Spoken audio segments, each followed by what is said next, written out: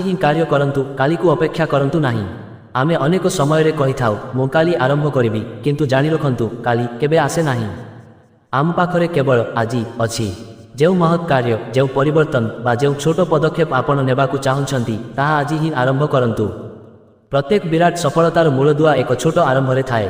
ଆଜିର ପଦକ୍ଷେପ ହେଉଛି କାଲିର ସଫଳତାର ପ୍ରମାଣ। ତେଣୁ ଆଉ ବିଳମ୍ବ ନକରି ଆଜି ହିଁ ଆପଣଙ୍କର ଶକ୍ତିକୁ ଠିକ୍ ମୁହୂର୍ତ୍ତରେ ବିନିଯୋଗ କରନ୍ତୁ। ମନେ ରଖନ୍ତୁ, ସବୁଠାରୁ କଷ୍ଟକର କାର୍ଯ୍ୟ ହେଉଛି ଆରମ୍ଭ କରିବା। ଥରେ ଆରମ୍ଭ କଲେ ଆଗକୁ ବଢ଼ିବା ସହଜ ହୋଇଯାଏ। ଅପୂର୍ଣ୍ଣ ଆରମ୍ଭ ସର୍ବଦା ପୂର୍ଣ୍ଣତାକୁ ଅପେକ୍ଷା କରିଥିବା ଆରମ୍ଭ ଅପେକ୍ଷା ଭଲ। ସବୁକିଛି ସିଦ୍ଧ ହେବାକୁ ଅପେକ୍ଷା କରନ୍ତୁ ନାହିଁ। ଆଜି ହେଉଛି ଆପଣଙ୍କ ଶକ୍ତିର ମୁହୂର୍ତ୍ତ। ଏହାକୁ ବ୍ୟବହାର କରନ୍ତୁ। ଆଜିର କାର୍ଯ୍ୟର ମୂଲ୍ୟ ଏକ କ୍ଷୁଦ୍ର କାହାଣୀ।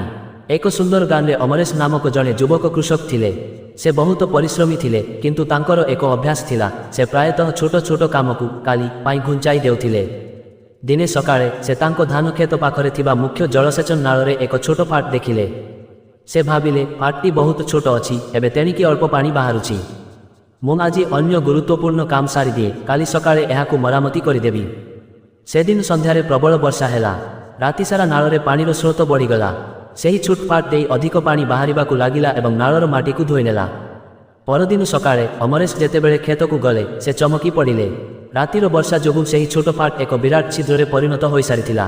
ନାଳର ଅଧିକାଂଶ ପାଣି ତାଙ୍କ ଧାନ କ୍ଷେତରେ ମାଡ଼ିଯାଇ ତାଙ୍କ ନୂଆ ଫସଲକୁ ସମ୍ପୂର୍ଣ୍ଣ ନଷ୍ଟ କରିଦେଇଥିଲା। ଫାଟଟିକୁ ମରାମତି କରିବା ପାଇଁ ଏବେ ତାଙ୍କୁ ଦିନସାରା ପରିଶ୍ରମ କରିବାକୁ ପଡ଼ିଲା ଏବଂ ଫସଲ ନଷ୍ଟ ହେବାର କ୍ଷତି ଅଲଗା। ଅମରେଶ ହୃଦୟଙ୍ଗମ କଲେ ଯେ ଯେଉଁ କାମ ଆଜି ଅଳ୍ପ ଥିଲା, ତାହାକୁ କାଲି ପାଇଁ ଘୁଞ୍ଚାଇ ଦେବାରୁ ତାହା ଏକ ବିରାଟ ସମସ୍ୟାର ରୂପ ନେଲା। ଶିକ୍ଷା ଜୀବନରେ ଛୋଟ ହେଉ ବା ବଡ଼, ଭଲ କାର୍ଯ୍ୟ ବା ଗୁରୁତ୍ୱପୂର୍ଣ୍ଣ କାର୍ଯ୍ୟକୁ ତୁରନ୍ତ ସମ୍ପାଦନ କରନ୍ତୁ।